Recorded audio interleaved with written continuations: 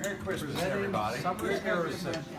Dr. Harrison. I want to ask you a question. Do you have one of these that you put up at Christmas? How many have one? Nutcracker. Okay. Why? Why? Because you're supposed to put nutcrackers up at Christmas. It doesn't have anything to do with Christmas. But it's cute. Well, I'm going to tell you why. All right, tell me. Many years ago, there was a king and queen in northern Germany who had longed for a child. And one day, the king was told that his wife had given birth to a baby girl. And the king was so overjoyed that he jumped down from his throne and pranced around the court with his knees very high. And so all of his court members did so. The astrologer and the mathematician and the engineer and the soothsayer, and they all went around the courtroom raising their knees very high. And when they saw the little girl, they knew that she was the most beautiful child in all of Germany and probably in all of the world. And they named her Pitty Pat. And little Pitty Pat thrived and grew. And one day the queen decided he would have a celebration for little Pitty Pat. So he invited all the nobles from all around, and they all came. And they got out of their horse-drawn sleds, and the men in their uniforms with their bright medals on their chest, and the women in their beautiful gowns, and they brought gifts for Pitty Pat. Marvelous, wonderful, magical gifts. There were marching soldiers. There was a Chinese dancer. There was an Arabic dancer. There were waltzing flowers, and there was a sugar plum fairy. Now, does anybody here know what a sugar plum fairy is? Yes, Do you? I do. What is a sugar plum? She's the star in the Nutcracker Ballet. Thank you very much. Well, actually, I learned yesterday what a sugar plum is. It was a plum that they rolled in sugar, and so you got this purple plum with little beads of sugar around it. And I have seen Christmas ornaments like that, haven't you? And I didn't know what they were. So that's a sugar plum. Well, there was a sugar plum fairy. So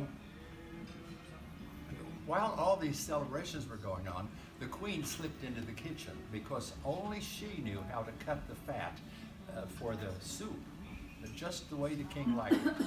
So she started cutting the fat, and she heard a little sound, and she looked down, and a little mouse came out from under the stove.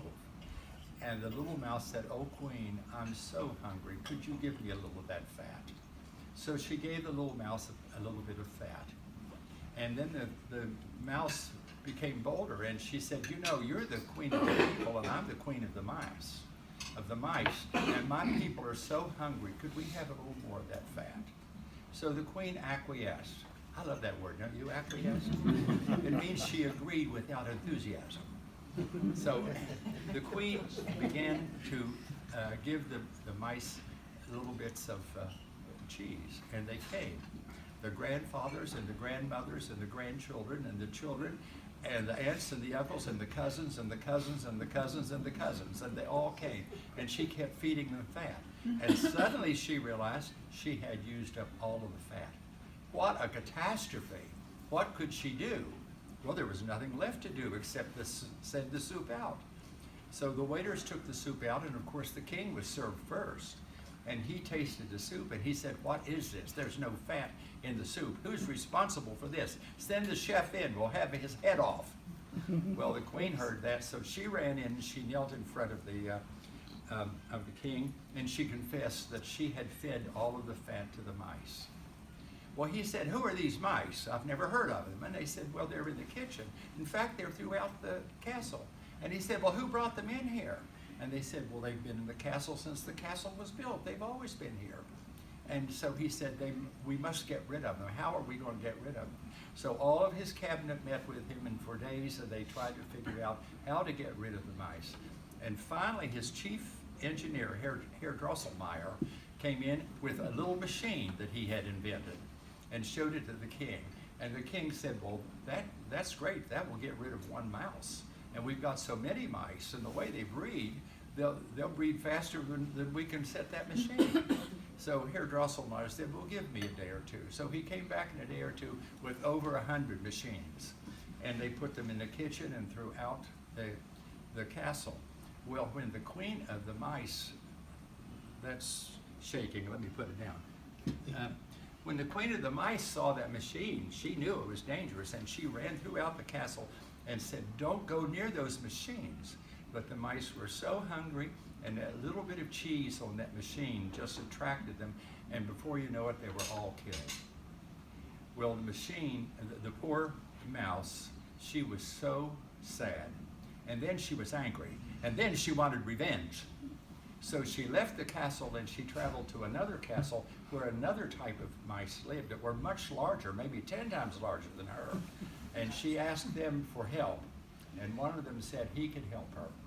So she went back to the castle, and in the middle of the night they slipped into the castle. They went through all the secret passages that only the mice know, and they came to Little Pitty Pat's nursery. But there was a problem. There were 2 cats that had been hired to watch over Little Pitty Pat. And so the big mouse mesmerized them. And then they were asleep. So he climbed up into the crib and he bit Little Pitty Pat. And when that happened, her face began to change. Her skin became leathery and wrinkled. Her mouth stretched from ear to ear and her eyes bulged out. Well, the next morning when the king and the queen went to see Little Pitty Pat, they were horrified. And again, they didn't know what to do, and they consulted all of their various philosophers and astrologers and all of the people that served the king, and none of them knew what to do. And finally, a stranger came from another castle, and he said he had a solution. He had a nut called Krakatuk, and that whoever could crack that nut with his jaw would break this spell. So all of the ministers tried, and none of them could do it. And this went on for days, and finally, a nephew of Herr Drosselmeyer skied down from his home up in the Alps and came in and said he thought he could crack that nut. And they all said, he's too young, he can't do that. But the king said, let him try, everyone else. So he took the nut in his mouth and he cracked it. And they took the kernel and they fed it to Little Pitty Pat. And when that happened, Little Pitty Pat's face began to change and she became her beautiful self again. So the king had made a declaration when this curse occurred, and it's the same declaration that all the kings in all the fairy tales make, and that is that he would give half of his kingdom to whoever could crack that nut, and they could marry Little Pitty Pat. So the young Nutcracker married Little Pitty Pat, and they lived happily thereafter. Now, that still doesn't answer my problem. Why do we get this Nutcracker out at Christmas time? Okay. Well, it turns out that in the year 1310, the first Christkindl markt, or Christmas markt, was held in, and I've forgotten the name of the town, but another one occurred in Munich. And then in the 1400s, other cities in Germany began to hold these Christmas markets. And the largest one, and I forgot the name of the town that occurs in, but anyway, it attracts 3.3 million people every year. It has over 300 stalls. Well, Jackie and I, when we lived in Germany, we attended the Christmas market, and they really were remarkable. And I remember going to the one in Nuremberg, and I thought I was going to freeze to death. And all these German and women were just sitting out there all day long, selling things out of their stalls. Well, I know that this is genuine because it says right here on the bottom, made in China.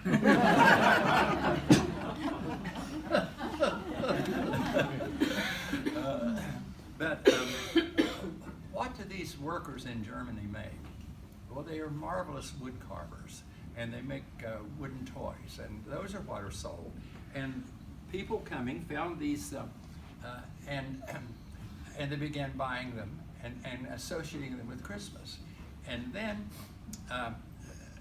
E.T.A. Hoffman wrote this story in 1860, I think. And then Alexander Dumas wrote another story in French, based on the same ancient tale. And it is that story of Dumas that Tchaikovsky took to write the music for the ballet, the Nutcracker. And the Nutcracker has since then been performed throughout the world in various cities at Christmas time. And that's how we associate this with Christmas.